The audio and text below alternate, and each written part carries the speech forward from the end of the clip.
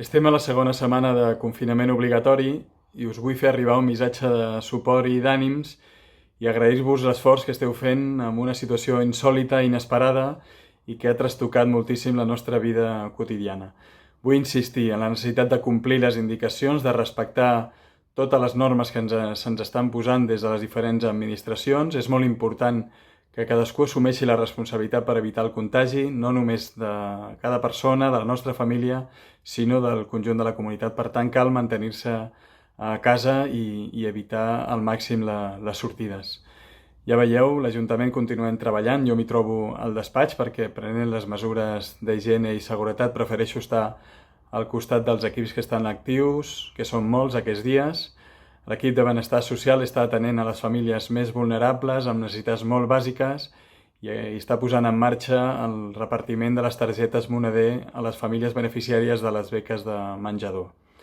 L'oficina d'atenció al ciutadà continua en funcionament d'atenció telefònica, resolent preguntes, dubtes i donant assessorament a les vostres qüestions. La policia local treballa 24 hores per garantir la nostra seguretat i també el bon funcionament de la convivència en el nostre municipi.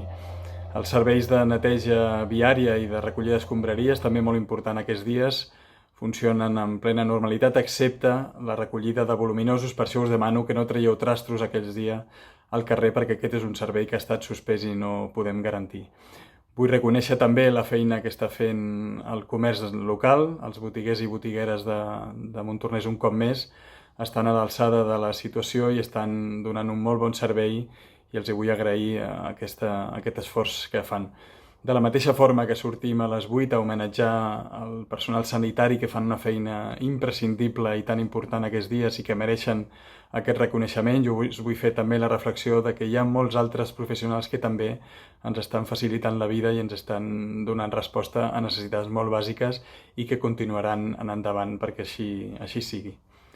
Aquests dies hem posat en marxa la campanya de Cuidem-nos Montornès, amb l'objectiu de detectar més necessitats de persones que poden trobar dificultats en el dia a dia, que tenen necessitats que potser no s'estan cobrint, que potser viuen soles, i pretenem ampliar aquest suport i també facilitar que persones voluntàries que ja avui ens estan oferint la seva col·laboració puguin ajudar amb aquestes persones. Aquest seria l'objectiu prioritari i a més hem pensat en activitats via les xarxes telemàtiques perquè la infància, la joventut, la gent adulta també trobi activitats de distracció i de culturals i d'oci per aquests dies de tancament a casa.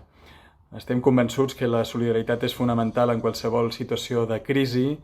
A Montornès sabem de què parlem, hem patit moltes crisis, els darrers anys hi ha hagut moltes dificultats i hi ha hagut una resposta enorme per part de la ciutadania perquè està habituada amb aquests problemes i està preparada per fer-hi front. Jo crec que aquestes situacions treuen el millor de nosaltres mateixos i un cop més a Montornès estarem a l'alçada d'aquestes demandes i d'aquestes necessitats. Ens hi juguem molt, ens hi juguem el futur, estan passant coses insòlites aquests dies, però estarem més forts quan més solidaris i més suport mutu siguem capaços d'organitzar. Jo crec que aquesta crisi ens canviarà d'alguna forma a tots i totes i haurem de treure el millor de nosaltres mateixos i crec que val la pena aquests dies reconèixer les coses més importants, les coses bàsiques, l'escalfor de la família al voltant, les coses més importants, veure que potser el consumisme no és tan important i per això li dono molt valor en aquest moment de reflexió. Rebeu un missatge d'ànims i de suport i estic segur que tots i totes farem front amb aquesta terrible crisi i derrotarem el virus i recuperarem la nostra vida quotidiana. Molts ànims.